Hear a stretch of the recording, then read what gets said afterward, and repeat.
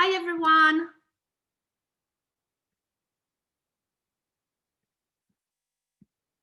If you want to use the chat and just write where you're from, your name, that will be fab. We'll just wait a minute before we start.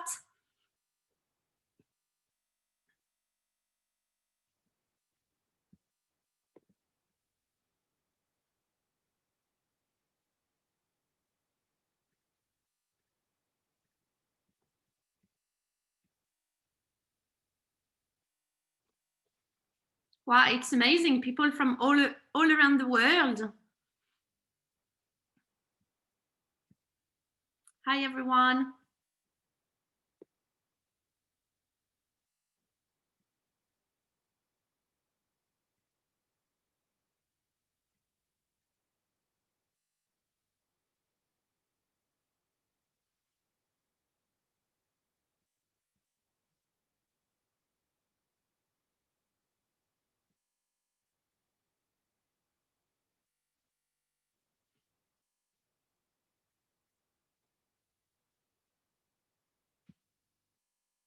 There's still some people joining in, so we'll just wait a bit, just another minute, and then we'll just make a start.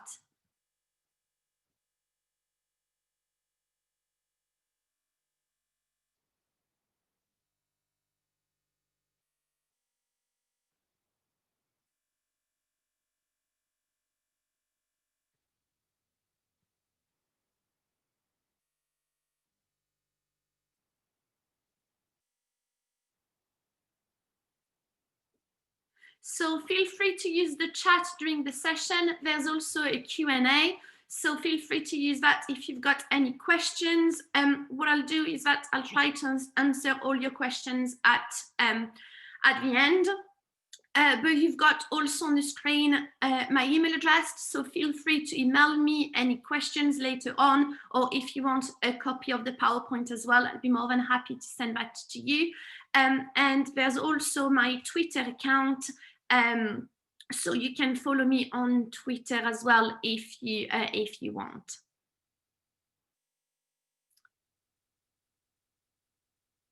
I can see on the chat someone has put hello from Sheffield, where we have many kids in education whose English is not their native language and listening is very stressful for them as anxiety kicks in. I completely agree, and you will see loads of techniques, hopefully, that you can use so that students feel a bit more confident with it.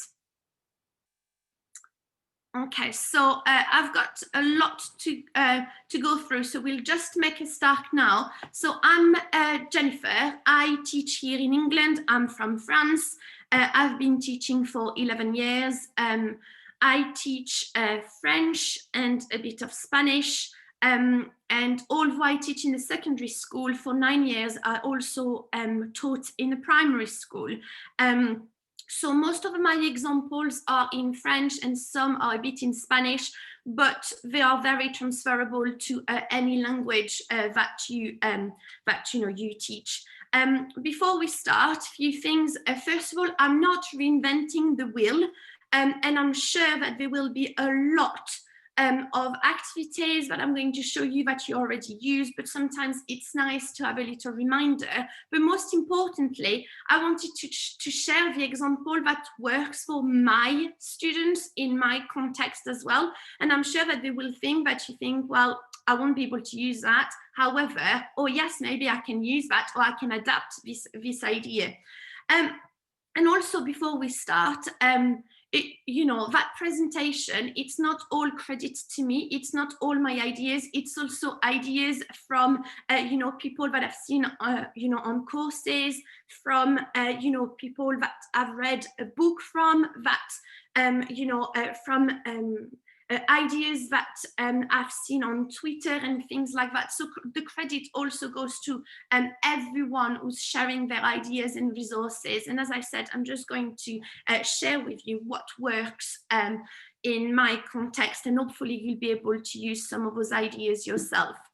How do pupils in our school react to listening, and what are the possible problems with listening?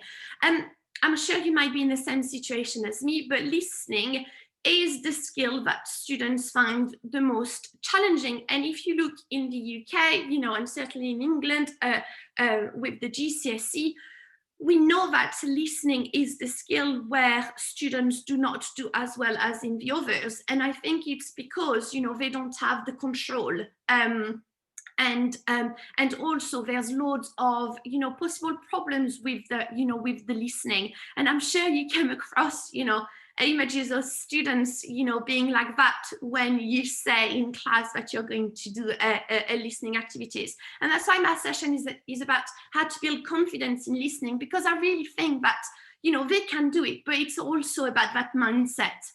So we all know that there's like possible problems with authentic listening. So, we're not in control of the speed, you're not in control of the pace either. The accents might be different. The students in my classes, being a French native speaker, they used of my accent, from Lyon. But if they listen to someone from Marseille, it's a very different accent. And it's the same here in England. I live in the Northwest, but I just, Newcastle is a completely different accent. Liverpool is a completely different accent. Scottish is a completely different accent, and so on. So it's the same for our learners.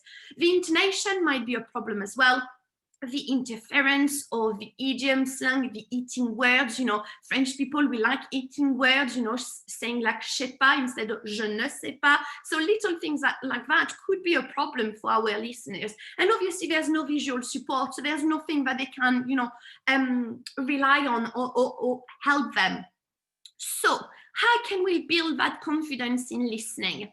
Well, first of all, I think it comes with the mindset, and changing the mindset of our students and showing them that they are capable, they can do it, and it's feasible. And it's thinking of the activities that you can show them, that, instead of making them listening and answering some quite difficult questions, break it down, do something a bit easy first, so to build that confidence with them, Breaking down, as I mentioned it, we don't need to give a mark for everything. And now every time I do a listening in class, I do not ask my students to mark it. I don't want their marks. What I want is for them to feel more comfortable, to answer in more details, and to improve. But as teachers, we do not need to have marks for absolutely everything.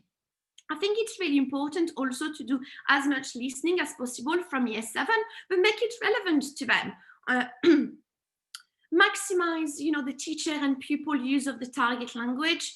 I teach in the target language, and I know that it's not everyone's cup of tea, which is absolutely fine, and I respect that.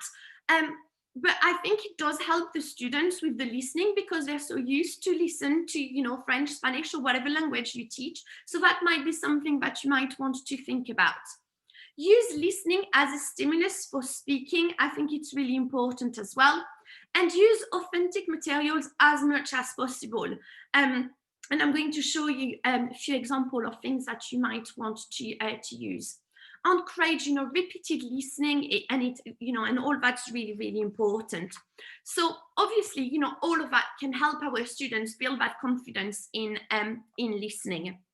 So something that I do teach phonics, and I do spend a bit of time on phonics. We know that the NCELP, if you've not heard of it, have a look. They've got loads of different resources on phonics that are really good.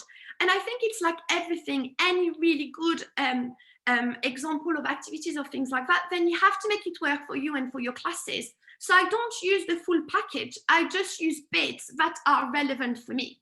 But then what is really important, it's what you do with it afterwards. And it's really important to understand the links between the spoken and the written word and support them in decoding the word meaning. But then what I do is that I do a lot of different games afterwards with the phonics. So like, for example, pupils on their mini whiteboard, they have to tell you, the main sound in the sentence they listen to. So they really need to pay attention to what you're saying, and they just tell you what was the main sound in that sentence.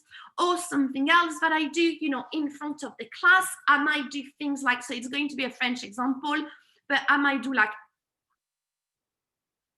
and I'm just mumble, so with no sound, a sound, and the class has to tell me, because I think it's really important for them to see how it looks like and what they need to do with their mouth, and that's hopefully going to help them with their own pronunciation of the word. So I do loads of little activities, and as you can imagine, the year 7, they absolutely love that. They love the fact that, you know, you're like, you know, for the U sound, and then they repeat it and they're like, and they have to exaggerate, and we do exaggerate, but that's absolutely fine, because it does help them then in the long term. Another activity that I do that, and as you can imagine, you know, the primary school, the year 7s, even the year 8, it's something that they really like.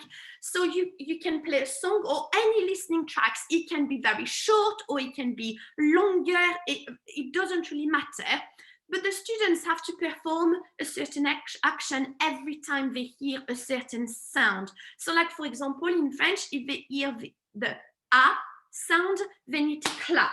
Okay, if they hear the E sound, they might have to stamp their feet, or it could be any actions you want them to do, but it's just for them to pay attention to the sound, to the words, and so on. And then after that, we look at the meaning of, you know, of the listening. But I think it's really important for them to pay attention to sound and words.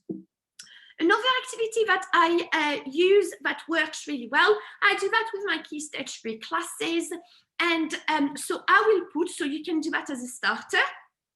You put a list of topics on the board. So here I've put science, history, maths, and music. And you might just, so let's not forget, the words I'm going to say now, it's not words we've studied at all. Okay, but it's just cognates. It's just to show the kids that actually they can understand. They can put them in a specific category. So, like for example, you might want to say la division. La division. So, you know, just looking at the 4 categories, they should all be putting 3 because, you know, it's division. You might use, you know, un xylophone, la multiplication, un microscope, une guillotine, un piano, you know, loads of different cognates. And it's just a very simple activity for students to do, but it starts them thinking about, okay, that's what I'm hearing.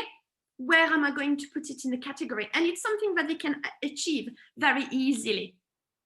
Chaotic listening is something that I use a lot, and that works really well with the students. So you know, if I use my year 8 as an example, I've got 32 students in my year 8, and I will give them a number. So I will have 1, 2, 3, 4, 5, 1, 2, 3, 4, 5, 1, 2, 3, 4, 5, 1, 2, 3, 4, 5, and so on. So in my class, I will have few number 1s, few number 2s, few number 3s, few number 4s, and few number 5s. Here, if you don't speak French, don't worry. So person 1 are going to be my connectives, person 2 my opinions, person 3 my family, person 4 any verbs, and person 5 a number. Obviously, those categories can change. It can be anything you want, depending on the listening you're going to make the students hear. So you play the listening, and what students have to do is that every time there's an opinion being said, all the number 2 needs to stand up and sit back again. Every time there's a verb, it needs to be the number 4 who stand up and then sit down. And same thing, just make them listen very carefully about what is being said. And then it's only afterwards that we will start looking at what the listening was about, starting answering questions, and so on. But it's just about building that confidence in listening, okay? Another activity that I do that works really well is, you know, so I used to, you know, sometimes as teacher, we waste time doing things. You know, I used to cut all those little pictures and every single student had a little pack, when now I just put it on the board with a number underneath, and they use the mini whiteboard, and they just tell me the whiteboards just save me a massive amount of time of cutting, laminated, and so on. But here for this activity, so on my whiteboard, on my board at the front, I've got loads of different pictures, and I will play a sentence or a short text, and the students need to tell me which picture will match what they've just heard, okay? But you can do it a bit more, well, you can make it a bit more challenging, where actually they listen to a longer passage, and here they need to actually use all the pictures and put all the pictures in the right order. So you can do it in a more easier way if you want, or a bit more challenging depending on your class, depending on the ability, you know, and so on. Reconstruction. So what I do with this activity, so I will play like a soundtrack or a song, but what I've done is that I've put all the sentences in the wrong order, and they have to put it back in the right order. So they need to listen to it and put the transcript or the text, whatever you're using, back in the right order.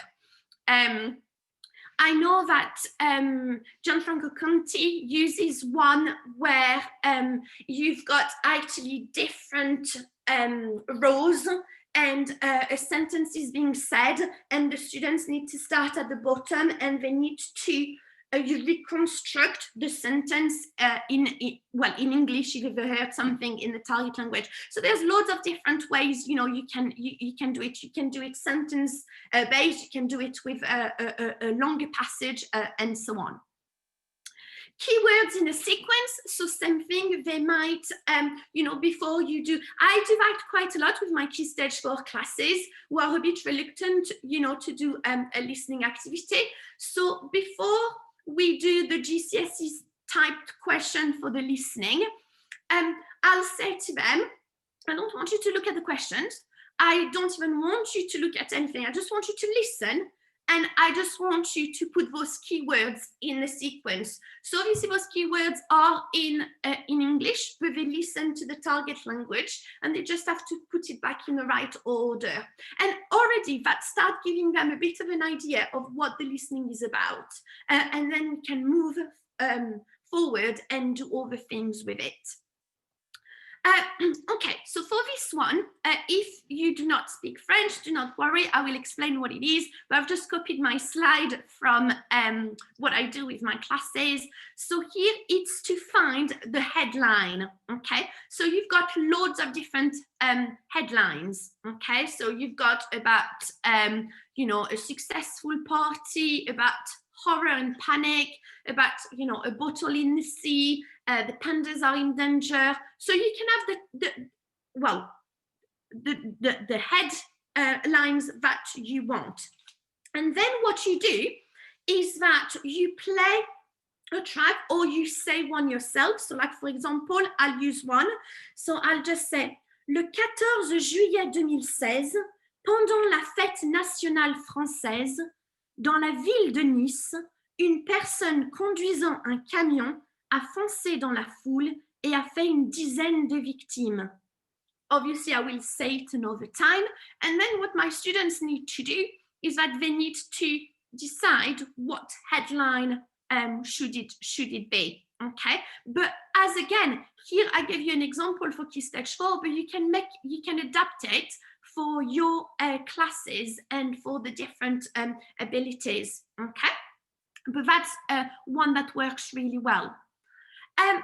What I do as well, you know, sometimes at the beginning of the lesson or at the end of the lesson, I will just play either some French radio or Spanish radio. There are some good websites here that you can use, and I will just play it like for a minute, and I time it. And during that time, I ask my students on their whiteboards or in their book or whatever you want to use to write down as many words as they can recognize. And actually, you know, at the end, they all say, I can't believe that I've been able to recognize so many words. But because it's, you know, it's really low threat. It's not like, you know, it's out of 8 marks and you're going to be marked on it. It's really, you know, so they feel that they can actually achieve. And it's nice to use, you know, obviously all the authentic materials. So that's something easy that you might want to do. Something that I do as well, so a tally chart or James Bond or categories, whatever you want to call it. So you might want to give students different categories. So here I had an example with present, past, future, opinions, and other words. Okay, and they were listening to a track, or you can use a song, or whatever you want, whatever listening track you've got available. And the students listen to it, and they just need to keep a tally of how many times they heard something in the present tense, in the future, how many times they've heard an opinion or things like that. But again, those categories can change. You can put whatever you want. But the way I play the James Bond is that in my classroom, so instead of them having a tally in front of them, you can have a sign on, for example, the right-hand side saying, past. In front of them, it can be the present. At their back, it can be the future, it can be opinion. And when they do the James Bond, so every time they hear, they just need to point to the right one. And usually they do a bit of sounds like, and especially with the younger ones, with your Key Stage 3, that works really well. But when you do the James Bond activity, you have to be very careful, because if the listening track is very long, then it just goes a bit everywhere. So then it's easier to use the tally. So it really depends, again, about the length of your listening, and also about the difficulty of it. Okay. Multiple choice. So, sometimes when you ask students to do listening, they just miss out on like tiny little details, but those details are the things that will give them the mark. So sometimes what I do is that I give them part of the answers, but then I put, so here it was a listening in Spanish, and they've got part of the answer, but then they just had to decide if it was very quiet or not very. For the other one, number 2, they had to decide if they said always, often, or sometimes. So something just to break it down and just to make it a bit more accessible for them first, okay, and just to build that confidence again. Word bingo. So I use word bingo, but the way I use word bingo this time, it is not with a listening track or a song. It's not like, let's do a bit of listening. This is more, and I've done it last week, well, actually this week on Wednesday with my Year 7 Spanish class. So the class was already sat down, and I just gave them a little bingo grade. So one of them, okay? And actually, I said to them, we're going to play bingo throughout the entire lesson. And here I've put only like interaction language, the language that I knew I was going to use in my instructions, or when I was going to explain an activity, or when I was going to comment on something in my lesson. And I didn't remind my class at all that they were doing bingo throughout the lesson. But the aim of the activity is that every time they heard me saying, like, for example, no sé, they had to tick it to play bingo. Or every time they heard me saying, like, pienso que, they had to, tick it. So it just, because they listen speaking to us all the time in the target language. And that's a big effort. So it's just another way of doing it, and especially with your Year 7 and Year 8, it does motivate them as well of listening very carefully. So on Wednesday, because some of them really wanted to win, every time I was saying something, they were like otra vez, so they wanted me like to repeat everything I was saying just to make sure that it was not on their grade. But same thing, is just another activity that you might want to try. Something that I do with my Key Stage 4 as well to play bingo, but this time it's in a different way. So here it was a listening, but I gave them the answers to the listening before we listened to it. Okay, so they had the task and the answers, and I gave them 3 minutes before listening to the track to brainstorm and write any words they think they will hear in French. Okay, so they started look at, how do you say, exciting, what are the different ways of saying that, what are the different ways of saying relaxing in French, what are the different ways of saying cooking, baking, and all that. And then we listen to the recording, and then they just had to tick and see if they had those words. So it's a bit working, you know, backward and thinking about what words do you think you're going to hear if those are the answers of the listening. And something, it worked really, really well. What is the theme? So here, what I do, and something you can adapt it. Here's an example for my Key Stage 4 classes. So if you're not in the UK, Key Stage 4 is the year 10 and year 11. So those who are going to do their exam at 16 years old. And I put different themes, different topics. So I've got education, work, town, hobbies, routine, environment, fashion, holidays, a festival, problems in society, health, weather, idioms, relationship, and so on. And what I'll do, I'll just play something or say something myself as a native speaker. So I might just say, je suis accro aux chaussures, j'achète beaucoup de baskets et des ballerines de toutes les couleurs. And they need to tell me what it is about.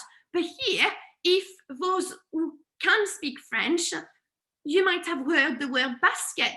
So basket, you might think hobbies because it's basketball, but actually no, because in that context, it meant trainers. So they really had to listen to everything to be able to actually pick the right answer, which was H, the fashion, talking about I'm addicted to shoes. I love buying trainers and ballerinas of all different colors.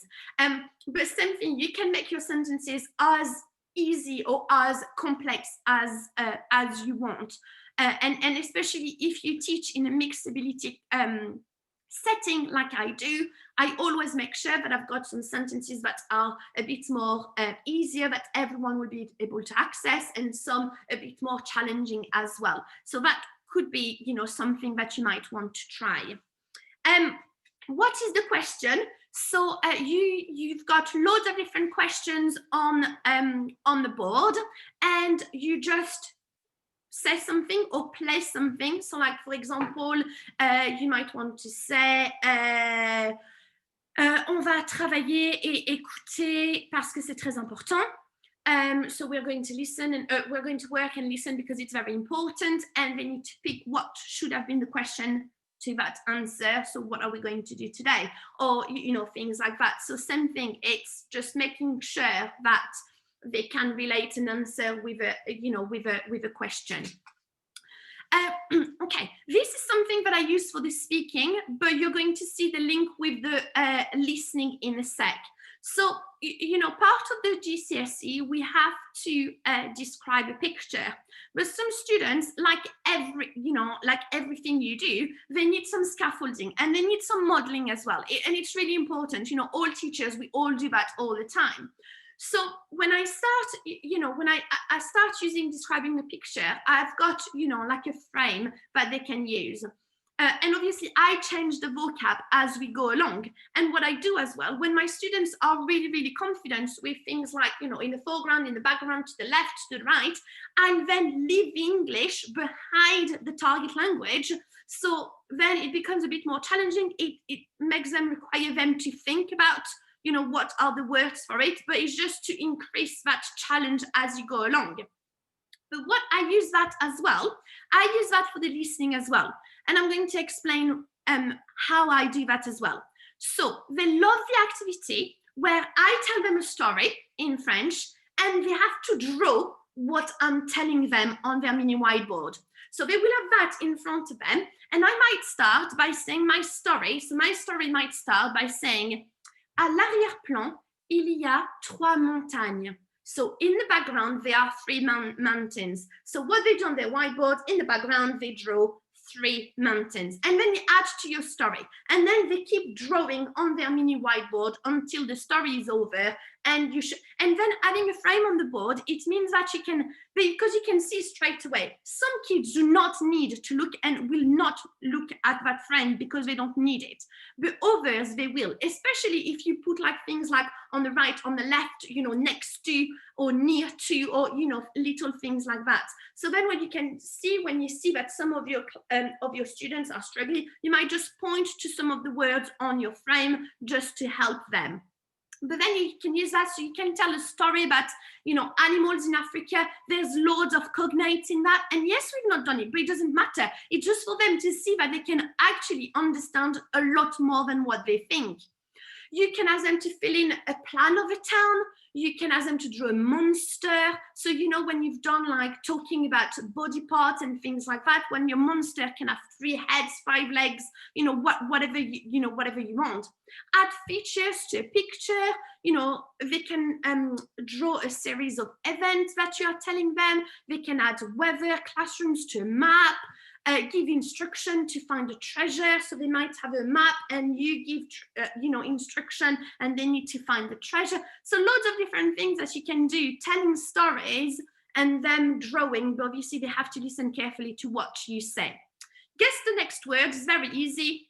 So the students just have to, you know, you play a listening and you stop it and they have to guess what the next word is going to be from a list of choice. So you've got multiple choice and you just need to predict which one is going to come next. The jigsaw listening is one that works really well as well. So the pupils are working in groups of 3 or 4. Each person in the group is responsible for a specific category or an area of information. So it can be anything that you want. And they listen and make notes of information just for that category. So they just concentrate on one thing. And after that, in their group, they try to understand what the full listening was about. And this example is from Martin Piet and is one that I love, and I've used loads of different ones. So it's using a video on YouTube about the zoo, le zoo de Beauval, which is a very French, famous zoo. And they need to listen to it, or they can watch the video. And they've got 2 possible answers at the same for each one. So, like for example, in the video, they talked about an animal and they need to decide, well, did they say that that animal was 44 kilos or only 34? Was that animal born in April or in July? You know, and things like, so same thing, they need to listen carefully, but they just need to pick one of the 2 answers. And I've done loads of different ones. So, you know, it's just to show you, you know, how you can use it. Gap fill, so you give students a transcript and you make sure you leave some blanks, and they need to listen and fill in the blanks. And after that, they can start answering some questions about that listening. Same thing, you can make it as challenging as you want. So you could have a box at the bottom with all the different answers, or you can just leave some blanks and the students just have to well, listen and just put the, you know, put the answer. This example, if you don't know Judith, she's done a webinar for the language show about films and things like that, and it's really good. I really advise you, you know, to have a look at the work she's doing as well. And I've used that example that she gave me, I think it was last year or maybe the year before, and it's where you use a trailer of a film and give the students a transcript, but I have changed some words. So some of the words are not what is being said on the trailer, and the students need to find the words that are not what they've just heard. And then the next step will be, let's listen to it again, and can you put the right word for it? Quelle photo? So here it's very easy as well. What you the students listen to something and they just need to decide which photo you are describing. Another one that you can do that I've done recently is actually having only one photo on your screen. So I had the picture of Joe Biden, very relevant, okay, after the election. So I had his photo on my screen, and then on one side I had A, and on the other side I had B. And I said, so I did it, you know, with my year 8, with nothing about what we're talking about, but we did it as a starter. And I said to them, A, il a 78 ans, ou B, il a 75 ans. So obviously they didn't know how old he was, but that's not the point. The point is, they need to listen, they need to make a decision. It can be right or wrong, it doesn't really matter. But then we're looking about what were my 2 options? What did I say? And then, you know, I might use, so I've used things like il est démocrate ou il est républicain. Same thing, it's not word that I will teach them, but same thing, it's just to show them that they can understand. Il est né en Californie, il est né en Pennsylvanie. You know, and loads of things, you know, things like that. If you don't use lyrics training, I would advise you to have a look at it. So lyrics training, you've got it in French, Italian, German, Spanish, in so many different languages. And you've got different songs. So very popular songs, current songs, but then it's a gap fill activity. So you pick your level. So you pick, you know, if you're beginner, intermediate, you know, and so on.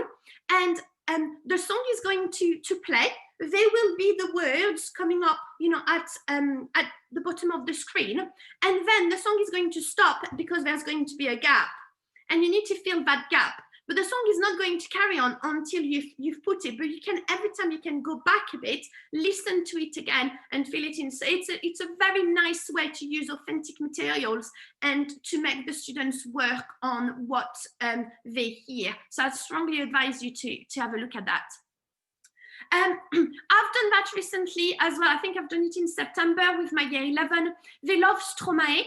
Stromae is a singer from Belgium, very popular in France, but the kids here really like him as well.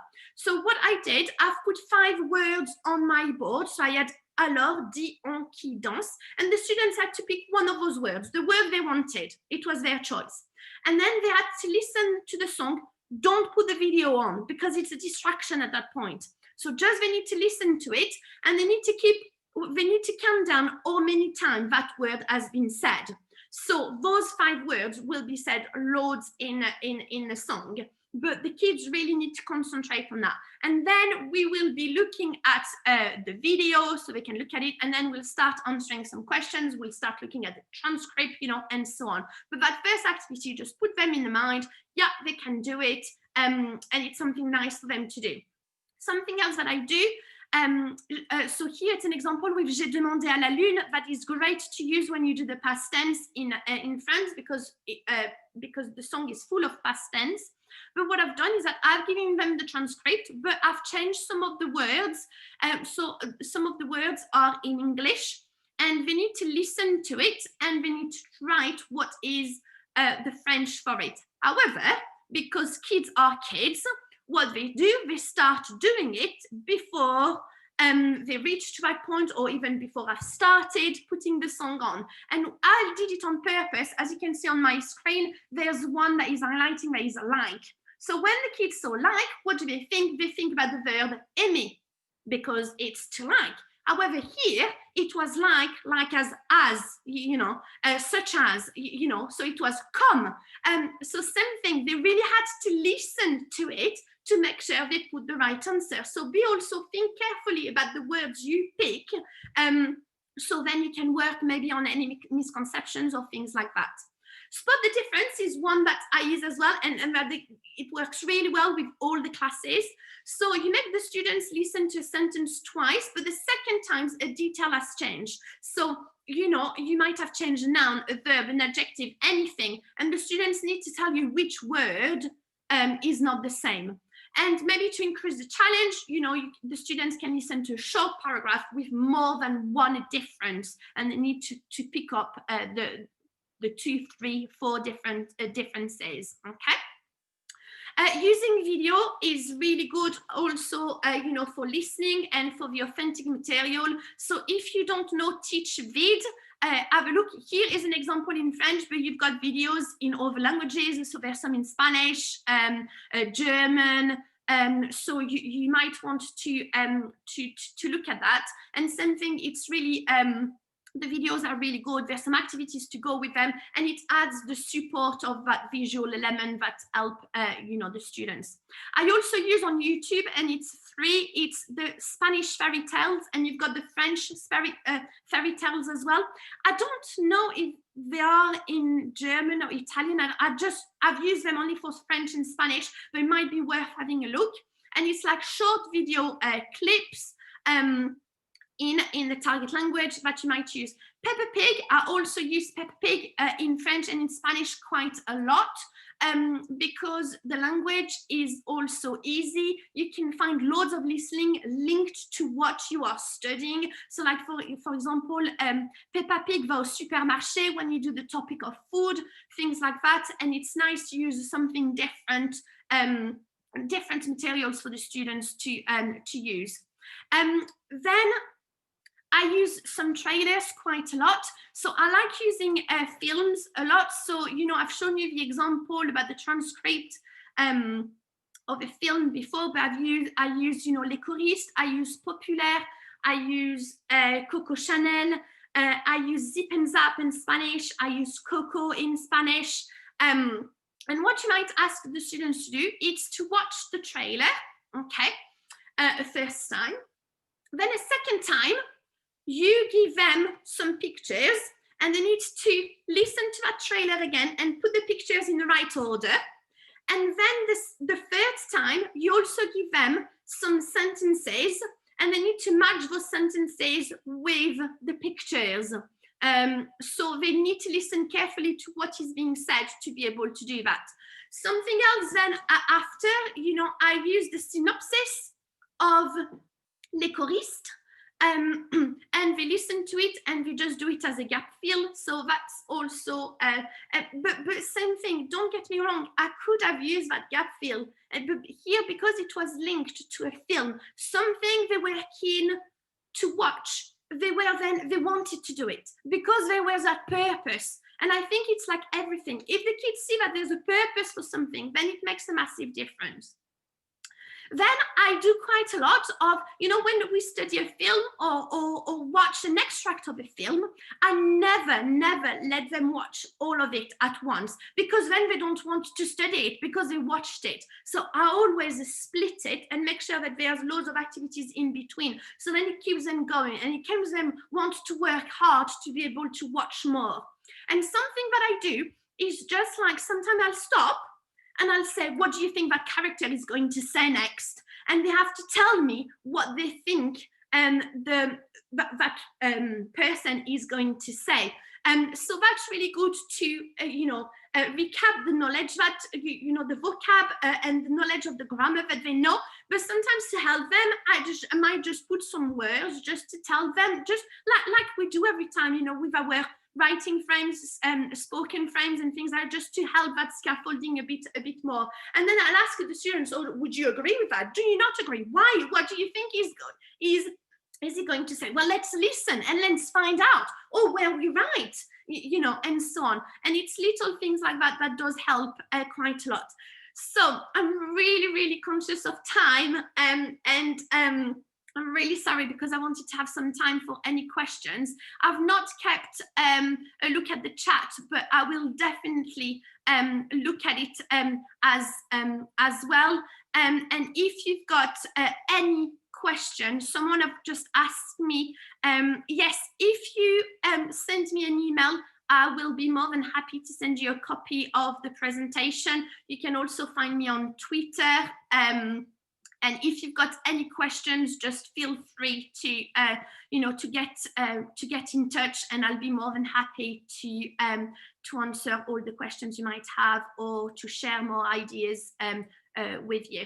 But thank you very much all for listening. I'll just leave it on for another minute or so. If you've got any urgent question, feel free to use the Q&A.